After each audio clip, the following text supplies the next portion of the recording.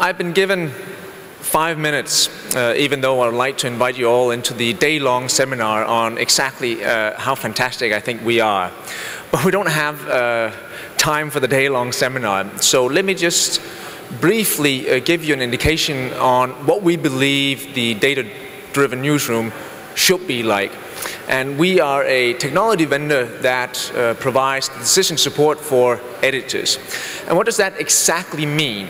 It means that we believe when the editors of the Globe and Mail in Canada, or Le Monde here, or The Sun in England, or customer of ours, go in and try to program their homepage or their section front page, that they should be provided with some proper decision support.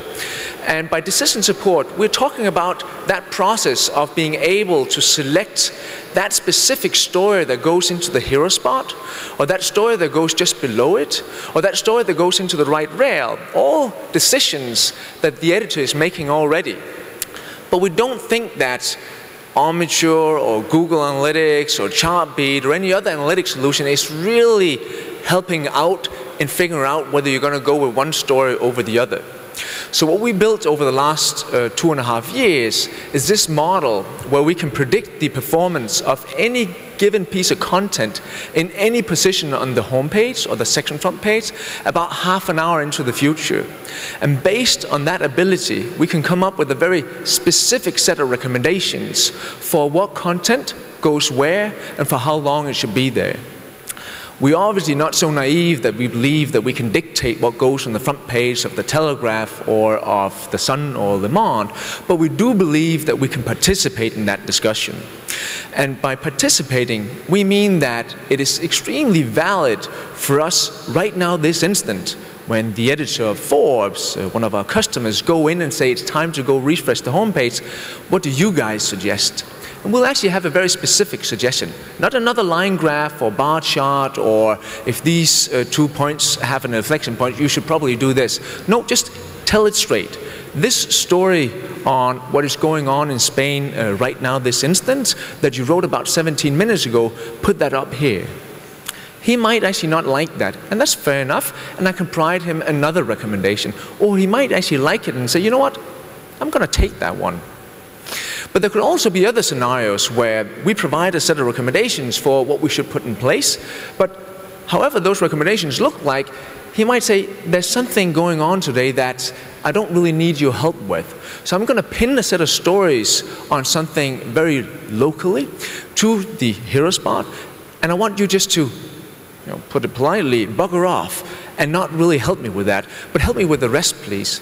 So the editor can actually go in and directly inject instructions into the recommendations engine without being an analyst or without being an engineer. Just say, pin story to hero spot, kindly help me with the rest. But what happens here, of course, when you pin a story to the hero spot, you only do that because what I thought we should put there, you disagreed, and you want to go with your own story. When you go with your own story instead of what we suggested, it's because it's not performing, and that is okay. But if it's not performing, whatever story that you're trying to tell, it's probably not resonating with the audience, or they're not seeing where you're coming from. So we have other features where you can go in directly without any integration to the CMS and without having to apply any additional code and say, you know what, I want to try out a new picture or a new headline or a new abstract. So you can go test that headline on the spot and have a 15-second instant reply. So I might want to put the name of the victim in front of the headline because what I'm doing right now obviously doesn't resonate or they don't get it. So I can try that out. So that's one way we allow the editor to kind of speak back to the engine. Other ways are, say we have a very strong political story that we recommend further up the page at late afternoon. The editor might say, you know what, this is just not the right time. Can you snooze on that recommendation just for a little bit? I see where you're coming from, but I can't take it right now. Then we'll snooze on it, and we'll then come back in half an hour, and say, hey, remember that story that we talked about an hour ago? It still resonates with the audience, and I still suggest we actually elevate it up the page. And vice versa.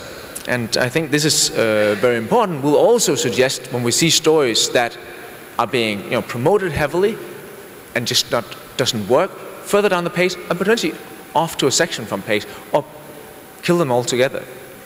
But just to round this off, and I think this is extremely important before you think that we have any inspirations of becoming the new robot-driven editor, because that is not who we are, and that is not our aspiration at all, is that we don't provide these recommendations completely willy-nilly just to maximize at all cost.